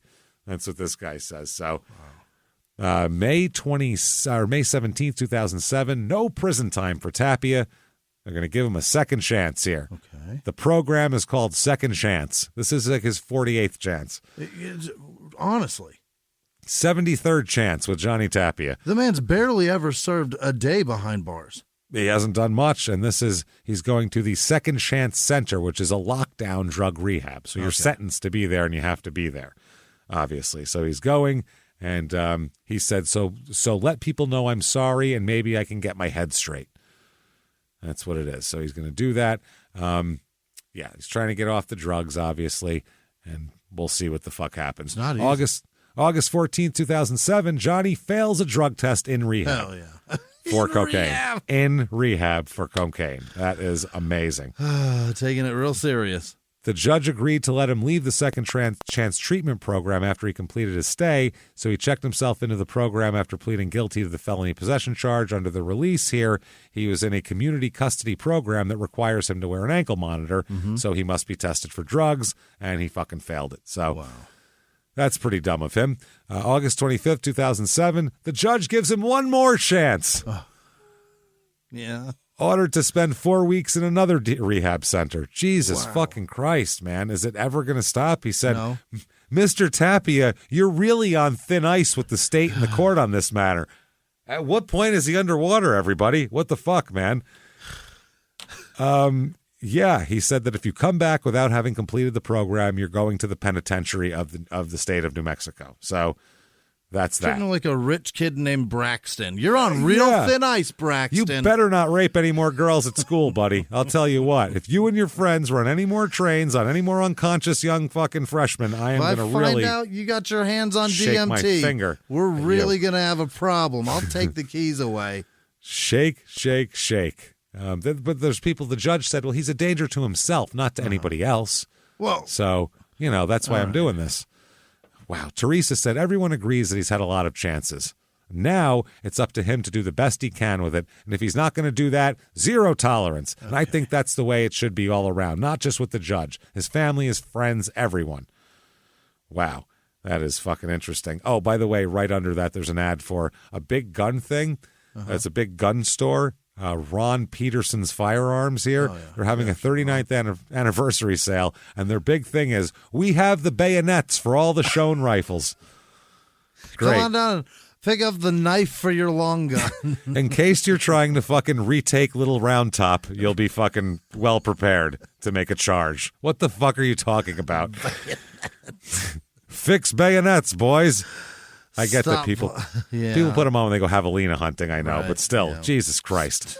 It's ridiculous. Oh, man. So let's see here. November 18th, 2007, he never made it to that rehab center. Really? Yep, the service center had no place to put him So he's undergoing court-approved counseling and random drug testing while living in Las Cruces. So he pleads guilty to cocaine possession, and Teresa said he's been tested for drugs once or twice a week. Whenever they feel like it, they can test him. They do it randomly. He's been clean so far. The district attorney's office has been very happy with him. That's nice. Okay. August 26, 2008, he gets probation for another drug possession charge that he pleaded guilty to. That was a federal possession charge that sent him to a 30-day inpatient program there. So May 17, 2008, he's supposed to fight. He pulls out of a fight. He pulls out last minute on his comeback card here. Oh, boy. Jesus, are you fucking kidding me? That is wild. I guess, wow. He pulls it. I guess it was happening at the time here. It was supposed to be the first of several fights for Tapia signed with an El Paso promoter who was going to do all this shit. Apparently, there was all sorts of problems in the failed attempt for a fight here. They had a big falling out, and then Tapia didn't fight. That's what happened. Apparently, the fight had been a last-minute opponent, they said, and he blamed the promoter. Yeah. This is so fucking weird, man. So they ended up calling off the fight, which is... Well, they couldn't find somebody to fight him, it sounds like. Yeah, he just thought the whole thing was shitty, I guess. And they said this is between the fighter and the financial backer. They could not agree verbally, and the contract was not valid.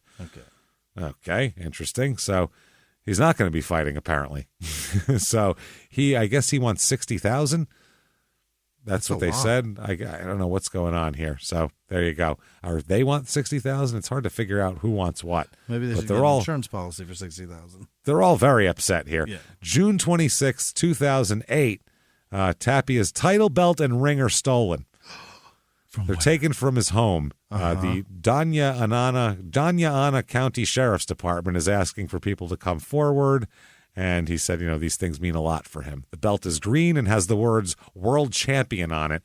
Literally in the paper. It said the belt is green and has the words world champion and National Association Boxing Federation inscribed on it. The words on the ring read world 5-time champion. In case you come across a random fucking boxing belt, check and see if it's the one. I'm sure there's several of these, but this is what it is. How would they? Oh, my God. Unbelievable. That's fucking wild. It's a boxing belt. It stands out, you guys. Yeah, we don't need if you to know see what one, it it's says. probably his. How many are out there, August 9th, 2008, Johnny's grandfather dies at 89. They never fixed it? No, and he said, everything I owe or everything I know is because of my grandfather. I owe everything to him. He'd been diagnosed with dementia recently and died in a nursing home. Johnny said, he developed my jab and my right hook. He's the guy who hung a bag from a tree. That's what it was. So that's fucking interesting. They never made up, I don't think. February 12th, 2009, Tapia is under arrest again. For what? Oh, yeah. What do you think, Jimmy? Drugs. It is Cane here. Being held, he's sentenced to probation last April after this, but they said this time it's a little bit different. Apparently, he was arrested at his Northwest Albuquerque home Tuesday afternoon, and they said that it was something to do with cocaine here. That was that. So he shouldn't have anything to do with cocaine, I don't think, or he's probably in a shitload of trouble. At some point, you got to stop it. No shit. What a fucking mess. So he's been all over the place, obviously, and he even said, too, this is what he said the week before. You're only a drink away from being drunk. You're only a snort away from being an addict. I'm tired of being on that pattern, but it's hard. He could have been such a great ballad writer in the 80s. He really could have. He really should have tried that. Not bad. So, yeah. Tapia says, if you say boxing is over, I'll probably have some sparring partners out there in the correction system. So he says even if he goes to jail, he won't stop boxing. Yeah. He's always going to want to fucking box. He doesn't care. He's ready to goddamn roll with this boxing bullshit. Duh. Jesus Christ. March 14th, 2009. Johnny Tapia was threatened with prison. He can't make a deal. He's trying to make a deal. They want him to be in jail. He doesn't want to be in jail. Right. You know how it goes. Similar fight with a lot of criminals every day. No shit. One of the DAs said, quote, Tapia is obviously still using cocaine. If a drug user keeps using drugs, I'm going to send him to prison. It doesn't matter if you're Johnny Tapia or John Doe. I don't really care. Oh, boy. He's in trouble. April 2nd, 2009, he's talking about trying to get into acting. Oh? by the way. He's talking about that at one point, which is fucking hilarious. He did a 9-day stint in jail, and then he went to Hollywood for drug rehab, and he's like, yeah, I could probably act too. You know what I mean? I met a few actors in there. Can't tell you their names. Yeah, he's ready to appear. He wants to appear on VH1's Celebrity Rehab with Dr. Drew. Oh. So he thinks that'll help a lot. He's scheduled to take part in the Celebrity Rehab in May, his lawyer said. So he's ready to go. That's right. April 30th, 2009, New Mexico Supreme Court declines to hear his petition. He's trying to get a petition to be released from prison for a fight. Oh. Because he's being held. So he's like, this is ridiculous. He's being held for violating his probation. You're infringing on my rights to make enough money to support my family. That's what he's saying. Jesus. I'm sure. Yeah, I'd like to go out there and make more Coke money, please. Jesus Christ. Yeah. May 15th, 2009. He is released from prison here. So he's ready to go. He's ready to fight again, I guess. May 21st, 2009, the parole board opts to keep him in Albuquerque, so he's not allowed to go do Celebrity Rehab. Okay. Not allowed to do it. So no Johnny Tapia on there, which they said the parole board wouldn't let him go. They said they wouldn't allow him to travel. That's what Teresa said. She was hoping he'd be able to be on it because, you know, why not? Maybe it'll she help. wants to meet Flava Flav. Can't fucking hurt, right? Oh, man. So, yeah, she has to go to some other one, some other rehab place and whatever. So he's got to do rehab in either way, but he's not going to get to do it with Dr. Drew. Or Gary Busey. Or Gary Busey, or fucking the guy from, or Jeff Conway, or the guy from Taxi. Oh, that poor bastard. Or Kanicki. Or Kanicki. Can't do it with Kanicki. Yeah, he's definitely dead. Yeah. July 7th, 2009, he's arrested again. Oh, man. Arrested on parole violations. His wife said he's done nothing wrong. Oh? Nothing at all. She said, quote, Johnny didn't do anything wrong. He was arrested. It's just I don't know even what the probation violations are here. They're saying that he was traveling without permission, I guess, from New Mexico probation and parole officer, entering a liquor establishment while in Red River, and engaging in a verbal confrontation while in a bar. So it's like two things he shouldn't be doing. That sounds like a lot of shit there. So, yeah, he's got a lot of problems. So September 10th, 2009, he's going back to prison again. Yeah, he's going back to prison. He's violated his probation. He's violated his parole. He's got all sorts of things. They have like 5 bracelets on him. He's got both his wrists, both his ankles. He's got a big one around his neck. He's got a collar with a bell on it. Yeah, he's got a collar with a bell. He looks like an electric fence for a dog he's got wearing around his neck. The man went into a bar. He's got to know he's not allowed in there. You can't go into bars. And then you get in a fight in there? Yeah, which to me says you were probably doing something because sober people rarely fight in bars. And if they do, they're called bouncers. They have a job. They have a job. October 10th, 2009, he gets credit for time served. They're going to let him get out of jail. December 8th, 2009, here, he, this is fucking funny. Johnny Tapia, this is an editorial thing. Johnny Tapia has been a loser for many years, and yet he's still on the front page of the Sunday Journal. Find some fresh, uplifting stories in the Christmas season, not in a drug-abusing, washed-up boxer. Oh, my. Jesus, that's somebody complaining to the newspaper. December 16th, 2009, more people saying, get him out of the paper. Why do you keep putting his shameful face on the front of our paper? Is he our only local celebrity? The answer to that is yes. You're in fucking Albuquerque, stupid. You dumb shit. I can't think of another. I mean, I didn't even know the Maloofs are from there. You say, you want Cody East or whatever the fuck the guys from there, you want those MMA guys? Because we'll put them on the front of the paper. Some idiot's got to be on the front because no one here is doing anything good. Sorry. So he gets a transfer from the state pen. It will allow him to serve out his 1-year sentence at home. Oh. There. So he's going to have to serve it at home. The judge said he was no different from anyone else, and now he's letting him go home to do his thing. So more people pissed off in the newspaper. Quote, another misguided judge extends a courtesy exit from prison to an unrepentant gangster. Gangster? Now he's a gangster. That came out of left field. As a kid, he was a loco, but he's not. I don't think he's been ganging it for a while. I think that was while fucking the Bee Gees were on the charts, though. That was a long time ago. February 12th. He was dancing to fucking Dance Fever while he beat people up. That's... Those locals kick your balls. He told his first girlfriend they're more than a woman to him. So what do you want? It's a long time ago. So February 12th, 2010, He's talking about his ring return will be on March 6th. Oh, my God. Yep, he's going to fight again. He's going to fight at the Evaristo Primero at Isleta Casino and Resort. It's in New Mexico. He said, I've wanted to fight for a long time. I've always been most comfortable in the ring. I've had a lot of problems, but when I get in the ring, I'll forget about all of them, and I'll do what I've always done best. He's run away. Run away from my brain. That's what it is. If I can do this for the rest of time, it's going to be okay. He fights Jorge Alberto Reyes, and the guy's a 21-27 fighter coming into this fight. TKO in the 4th round for Johnny. So he's 57-5-2 at this point. And, here they said now, though, what was that date? March 6, 2010. April 2nd, he's back in jail. Oh, my God.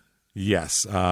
His wife said medicine and cortisone may have led to false positive tests for cocaine. Oh, as you know how that goes. Listen, what is cortisone? What are the first 2 letters of cortisone? CO, yeah. What are the first 2 letters of cocaine, Jimmy? That's right. I rest my case. No more. The CO is the main ingredient in cortisone. They're both like a chemical start, the CO and cortisone and cocaine. Why do you think it kills pain? It is. Oh, it kills you. That's what cocaine was doing. Same was to thing. numb you. Oh, man, that's fucking hilarious. But the guy one of the state guys who runs it said that, well, she said he had an ear infection and got some shots and cortisone, which may have caused a false positive. The doctor said that, I haven't heard of any medication that metabolizes into cocaine. That's the thing. If it did, it would be off the market tomorrow. Yeah, if it did, everyone would be putting cortisone and fucking ear medication together to make cocaine. That's what they'd be doing.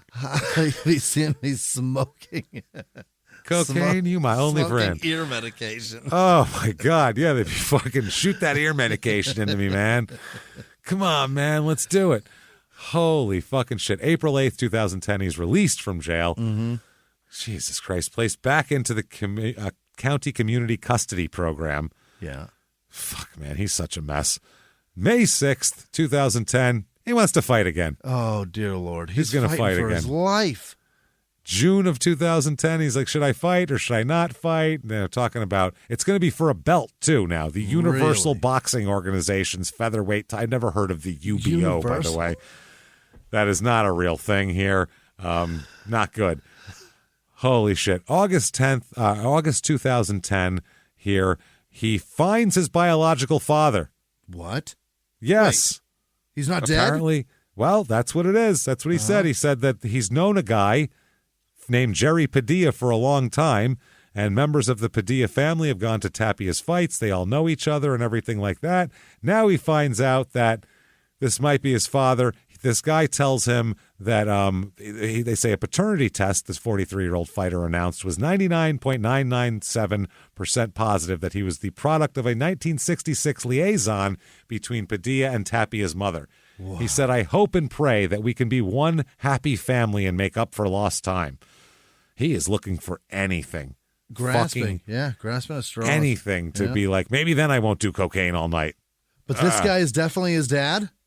Well, let's find out. That's what he says. He says he's holding up a test that says that's what it is. And the Padilla says, I'm just so happy and surprised.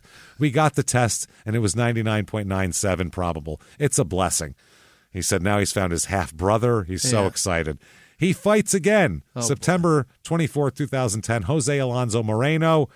And this fight, TKO 4th round, he wins again. Oh, boy. Okay, so Jesus Christ, this is fucking ridiculous. Now, in the paper, there's a bunch of people he's being sued by. Oh. In the paper, you see the actions, and it's Johnny Tapia defendant. You're notified that the title insurance company as plaintiff has filed an action of 2nd Judicial District Court of Bernalillo County. He owes people money, and it's in the paper because they're suing him. Insurance companies, Holiday Inn. Yeah, and now that's in the paper that they filed for bankruptcy now, him and his wife. Mm-hmm. So they went from doing very well to not boxing and filing bankruptcy. So he said that he started the proceedings of bankruptcy when he went to prison. Shit is piled up, day-to-day expenses, legal expenses, you name it. It's all piled up. It's all fucked out. Yeah. So, he's trying to make it work. And they said Johnny wants to do one more fight to end it with Frankie. But if it's too much time passes with Johnny's age, and obviously it's not a smart choice for him to get back in the ring. He needs some money. So if his name can bring anything, June 4th, 2011, he fights Mauricio Pastrana.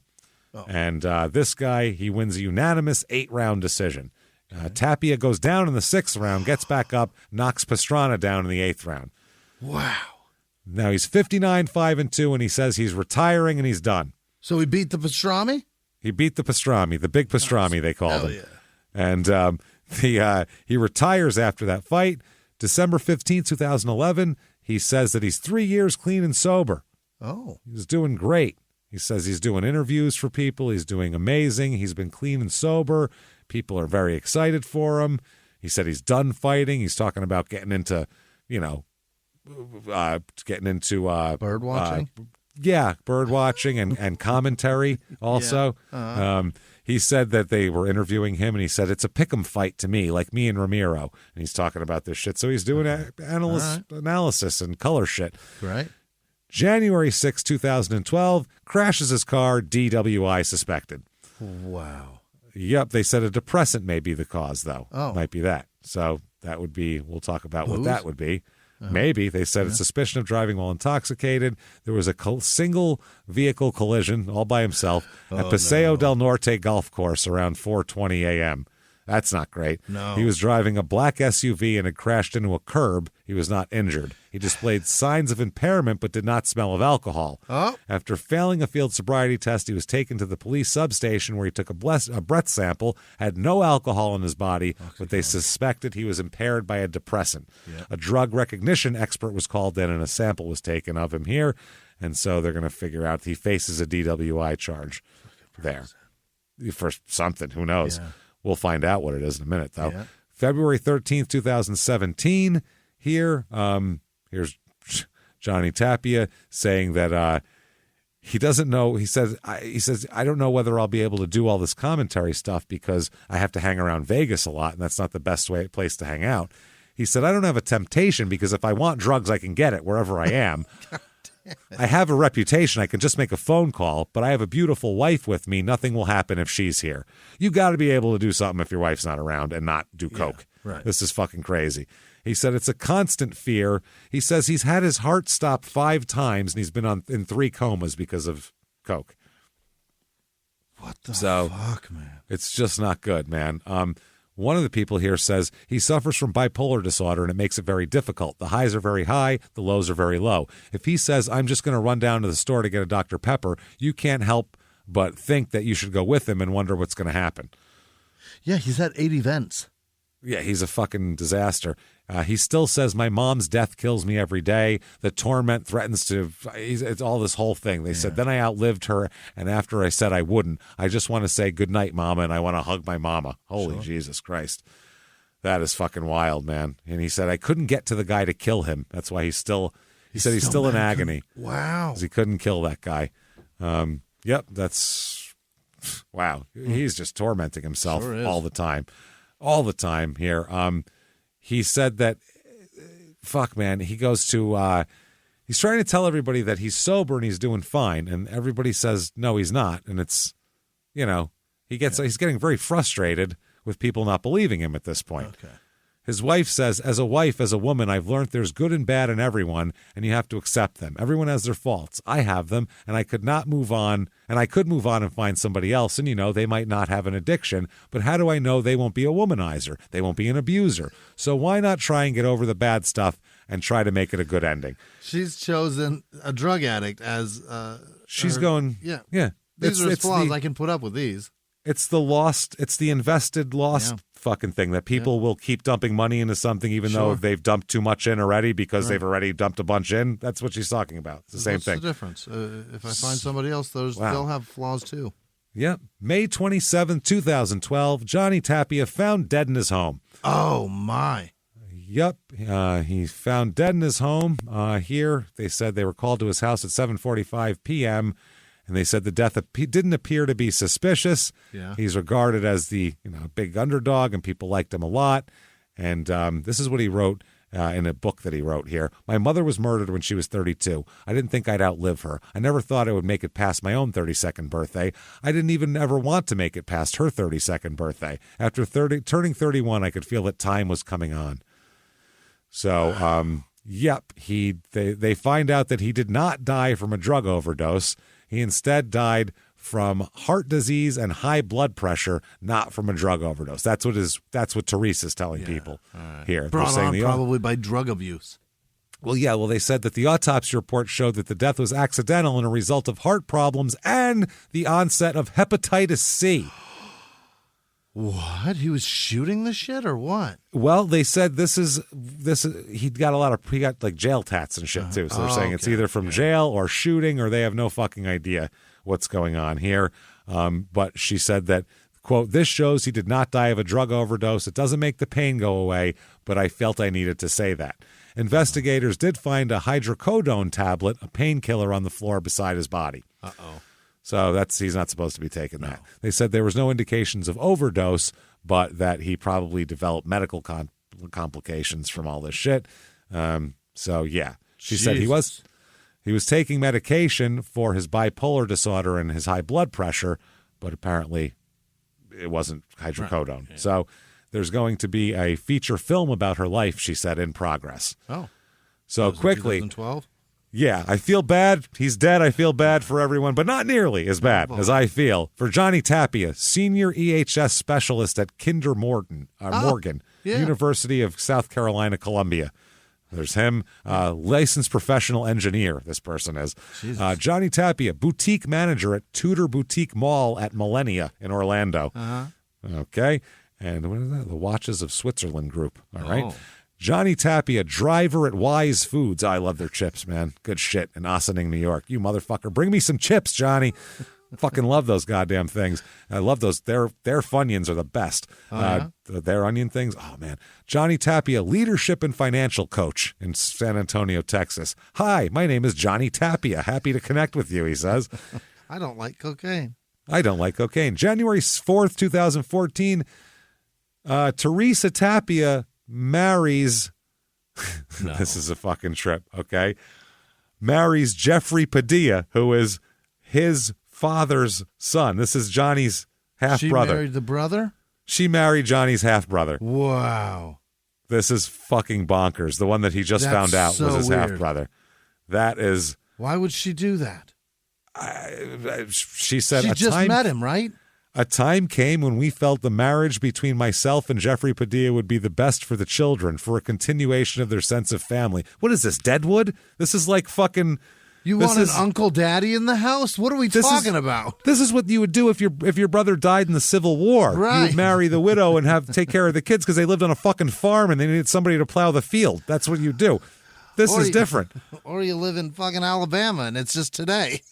No shit. Or it's now and it's on purpose. March 26, 2014, they end their 4-month marriage. Good. Yeah. She says she wishes to be Johnny's widow forever. That's what she wants to be. Yeah. And also, he was kind of a dick. She said, I was unprepared and clueless for how to adapt to someone new. Yeah, I also didn't realize that was going to be real fucking weird for my family. Yeah, no shit. So he said, Teresa and I have decided to end our marriage after 14 years of being incarcerated. I now realize it was too early. This guy had just gotten out of prison for 14 years. Oh, my God. I realized it was too early to jump into a marriage situation. Take note, love after lockup, people. Yeah, she liked my dick. I liked her tits, and that wasn't going to last. No shit. Then later on, Jesus Christ, in a later article, Teresa claims that this dude beat her up, too. Oh, okay. So, yeah. December 1st, 2016, judge orders DNA test to determine paternity of the late boxer Tapia. Okay. He's still Padilla saying, I'm the father, I had this test and all that, but the judge ruled that he must undergo a blood test to prove his claim because now he wants something from the estate. Oh, he wants apparently. Money. Yeah. So, yes, March 3rd, 2017, DNA test reveals that Padilla is not his father, actually. They should have done it on Maury. God damn it. They must have fucking worked up a fake DNA test and fooled the guy with it. That's fucked up, man. Yep. They said that this rules conclusively not the father. State district judge had ordered it. This was a big deal. Yeah. Padilla said that he couldn't comment until the results were verified. He Wow. said, this matter is far from over.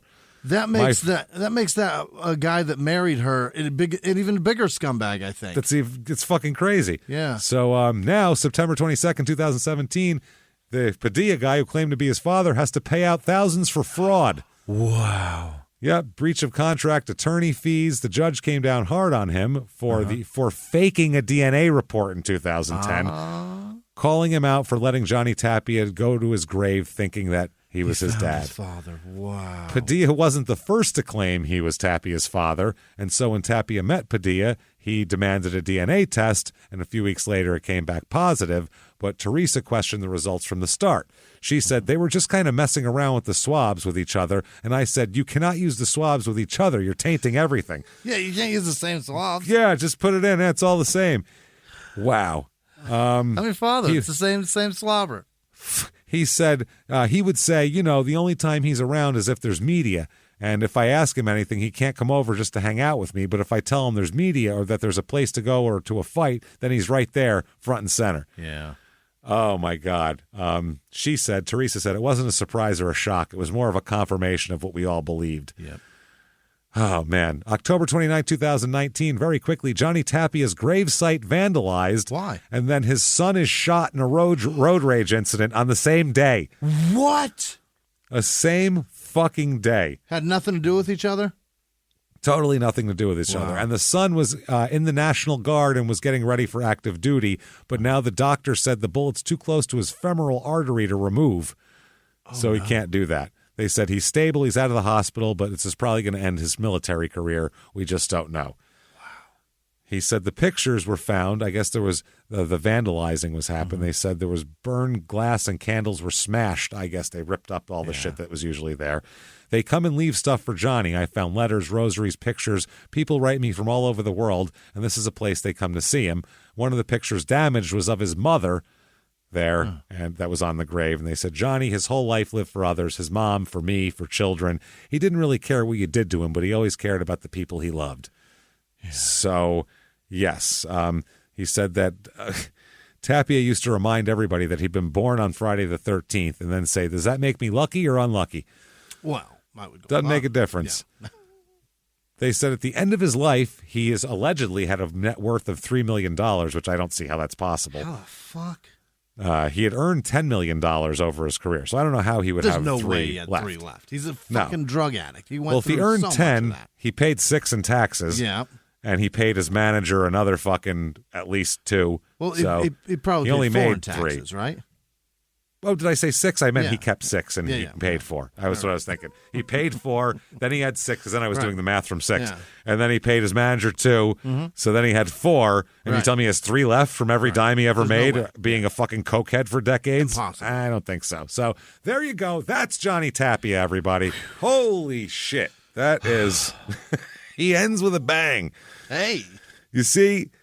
This is okay. I loved this episode, 2 episodes total here. I loved this because, first of all, we rarely get people where there is action both before they're born and after they're dead.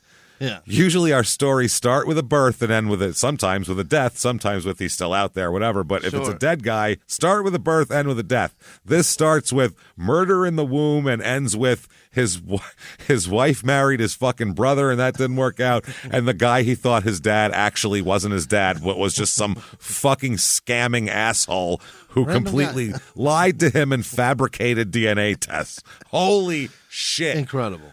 Johnny gives from beyond the grave. This he does, guy. Everyone out there, show some respect for Johnny Tapia as a crime and sports fan for giving us both pre-birth, both in utero craziness and fucking post-posthumous craziness at the same time. I can't stress enough. Confirmed brain damage before. Before he even took a punch to the head. And they allowed him to fight. Yep, he got in there and said, yeah, I think getting punched in the head a lot should work for me. I got hit in the head once before, enjoyed it a lot. I think I'll do this again. Yeah.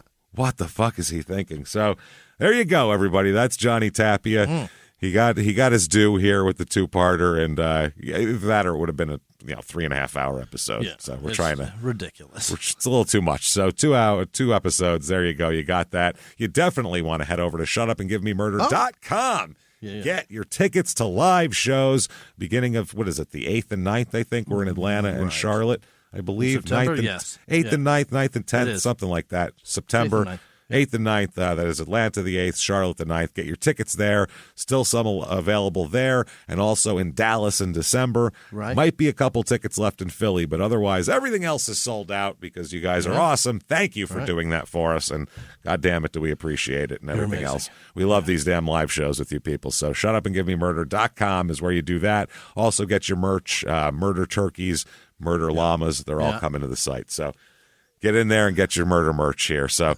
that's a lot of fun. You also, for sure, want Patreon. Don't you want bonus material? You like this? You go, oh, man, that's fun. I got to wait a week. No, you don't. You can pony up $5, a cup of coffee's worth of money. Inflation proof. Totally. It's always $5. $5 and you're going to get immediately a couple hundred bonus episodes to binge. That'll keep you busy for a while. Sure. Yeah. And then you get new ones every other week, too. You're not going to leave you with that. We won't abandon you. We're coming with more. We got it. You're going to get one Crime and Sports, one Small Town Murder every other week. And this week is no different. For Crime and Sports, we're going to talk about, by the way, patreon.com/Crime and Sports. We're going to talk about Karl Malone and why he felt the need to impregnate middle schoolers, 8th graders, while he is wild, certainly an adult. We should on a college campus. Well, a star. He's a star. Yeah, we'll talk all about that, and it's happened more than once. And Karl seems to. And then also what he did with his son was shitty, too. He's just not a good guy. We'll talk all... He's not, yeah. He's a guy who made a reputation for himself as this great guy, and he's just not a great guy. Right? Yeah, not good, not a good combination. So we'll talk about that. Then, for Small Town Murder, we're going to talk about 2 of the craziest murders ever. Yeah? These are 2 murders that have... We'll call it highlights, high spots in them where you go, holy what the fuck is that about? Yeah. And it wasn't enough to make a full episode, but if I take these 2 of the craziest things I've ever fucking heard and put them together, we got one hell of a bonus episode. Great. So holy shit, buckle up for this. It's wild. People are injecting alcohol into their veins, everybody. Into their veins. Ever want to get that drunk? Yeah, it's a trope that you didn't think was possible for real. Yeah, you go, I'm sucking on this bottle and I don't feel drunk enough. Hold on a minute. Like that's literally hold my beer. That's a literal hold my beer. For the, I got to get this vodka in me now. While I shove this into my veins. So we'll talk all about that. Patreon.com/Crime and Sports is where you get all that. So come on and join us for that because you're also going to get a shout out in a second. But you also want to follow us on social media at Crime and Sports on Facebook and Twitter, at Small Town Murder on Instagram and Threads. So find us there, hang out with us, and also that gives you updates on new things that are coming out, like Your Stupid Opinions, because we have a date for that coming up very soon. But never mind all of that, Jimmy. I need the list of the people who would never, ever, ever, ever claim to be our fathers and approach us with a false DNA test and then finding out after we're dead that you weren't actually our father. None of these people would do that to us. Give me these names of these wonderful people right fucking now. This week's executive producers are Jeanette Bell and the Delta Survivor Club.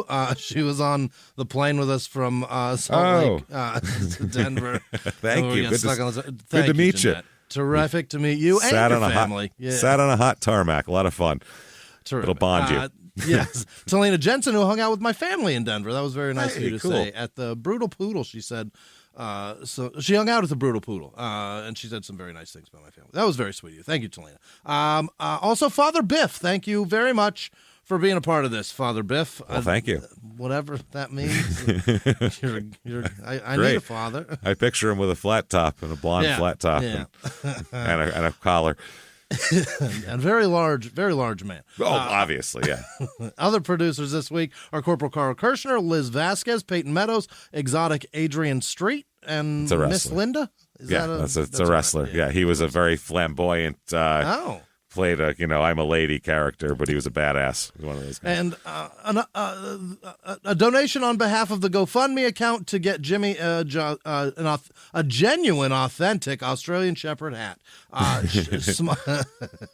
kind of want to see one of those. Small Town Murder Turkeys. Cindy Wilkins. See you in Chicago, Cindy. See you there, turkeys. Janice Hill. James, are you really scared to fly? Fuck yes. We're both afraid to fly. Neither of us are. It's absurd. There's Neither no of us reason are we should into be it doing at it. It's dumb. We have to do it, is the thing. Evan Pease, or Peace, maybe. Kirsty Brosvik, Flatjord. Flatjord? Wow. It's Flatjord. That right? is Or some Flatjord. northern. I don't know. It's very whatever. You're northern up there. You go in hot tubs when it's freezing out. Right. You know that. That's what you do. Kaylee Wolf, Abivi, I think. Heather Sutherland, Yvonne with no last name. Wesley with no last name. Russ Bellow, maybe? I don't know. Michael Chulo. Kulo? Could be Kulo. Oh, boy. Dre with no last name. Ice Pick 420. Michelle Nicole. Callia Fisher. Calla Fisher. Justin Brown. Harley Wilson. Nicole Serrata. Will Price. Tracy Hollingsworth. Haywood Jablomi. Probably not. Stephen Wizunski. Winzewski. All right. Amy Heiler. Jizwa. Jizya Shorts, James. Sam McGeechee, Nikki Smalls, Sasha Sasha Borlaug, Sandy Finch, Nicole Hewitt, James Witzman. What is that? No, that's a real person's name. Sandy Kidd, Brandy Harrison, Ashley Matthews, Lisa Cochran. Thank you, Lisa. Cody Jackson, Frank Winberg. Cassandra Sterling, Bryce Smith, Brendan Wick, Fraser McFarland, Jules with no last name, Jenny O, Jess, Elaine Imlock, Nora Meister, Mikhail Chambers, Michaela, maybe? I don't know. Ethan with no last you leave name. a letter off there. I don't. Maybe that's possible. Also, LJ and M. This show is brought to you by the letters LJ and M. Christina Murphy, Nikki Yarborough, Katie Thomas, Diane Patchy, Patch. All right. Sam Olson, Brenda White, Tegan with no last name, Thomas Oakes, Sarah Ganshimer. All right. Jessa with no last name, Lisa, Bill U. Lisa, probably. Leisa? I've never seen that. Leisa? That's got to be. Yeah. It's got to be Lisa, right? Lisa. Yeah. Lisa. Abby Northrup, Noelle Butler, Kohler, 600. Merrick Anderson, Emily with no last name, Sean Ryan, Lisa Galley, Toasty Jujubee, Spooky Cinema, Tay Boutman, Tyrell with no last name, Running Mermaid, Sherry Keen, Jenny Porter, Julie Cussin, Elise. Julie's cussing. I'm telling Elise Marie, Sandra Carroll, Kathy McGrath, Michaela Preston, Joshua Dickinson, Melissa Cherokee Nation, and she's a baby, or Cherokee Nation baby. Who knows? Yeah. Sarah Quigwish. We have no way of knowing anything. Quigwish. Monica Kothy, I don't know. Ross Ferguson, Venera with no last name, Aaliyah with no last name, Josh Clark, Brooke Proctor, Carrie Maddox, Sarah Torno, Eddie Miller, Hypnotic with no last name, Blaze Keller, Robert Herzner, Bite Me, or not. Ben with no last name, Elizabeth Anderson, Rainey Loper, Sheila W, Chase Applegate, Krista Hill, Heather Dawson, Holly Deutsch, Kimber Lou, Trevor W, Lindsay Everett, Christy with no last name, Angelina Keglovich. Holy wow. hell. Those are what's Keglovich? What is that? Is that Russian? What is that? It could be. It's Eastern could be European a Russian of some Kegel. kind. Who yeah, knows? there's a Chad Dolby, Lewis Eastern European Kegel. It's Fregoso. very aggressive.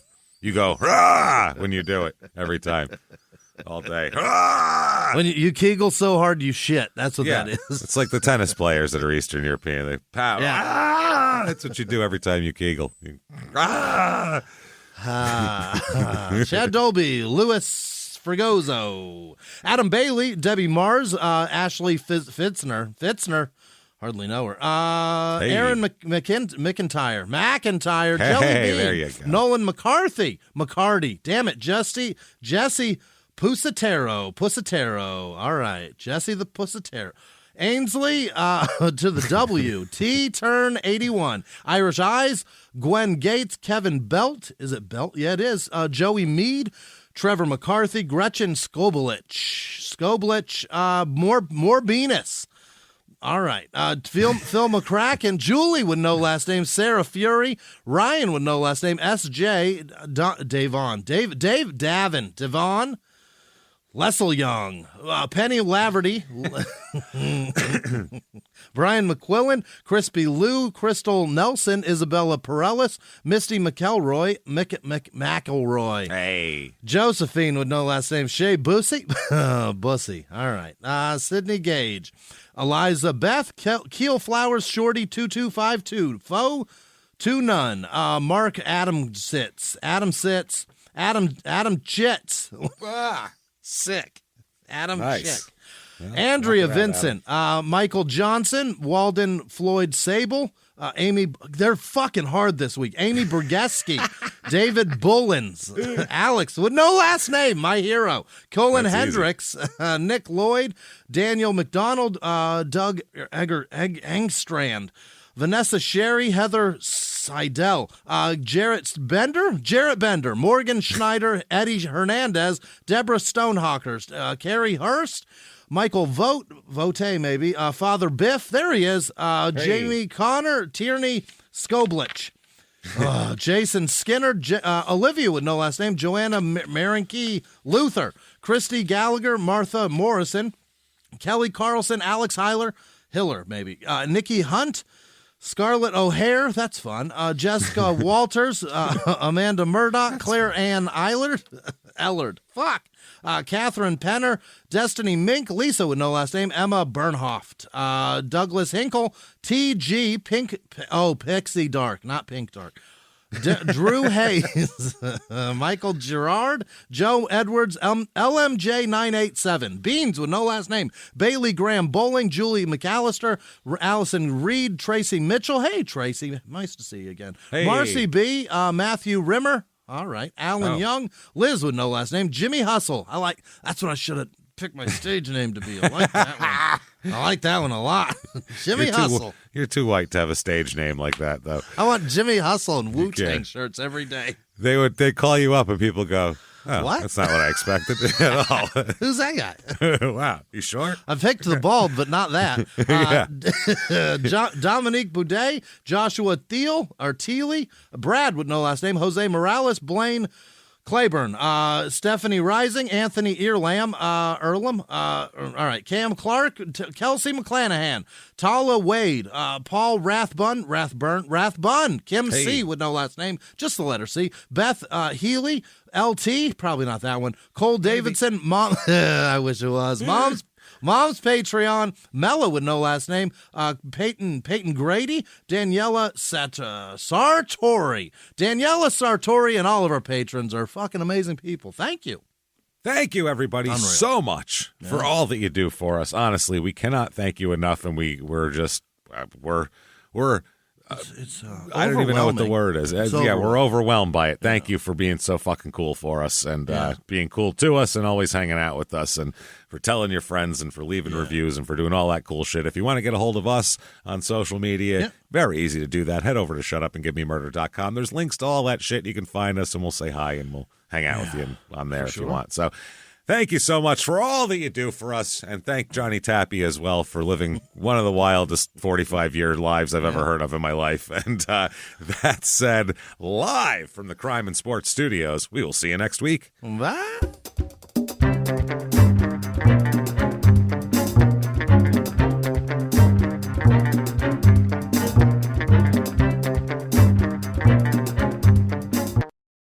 If you like crime and sports, you can listen early and ad-free now by joining Wondery Plus in the Wondery app or on Apple Podcasts. Prime members can listen early and ad-free on Amazon Music. Before you go, tell us about yourself by filling out a short survey at Wondery.com/survey.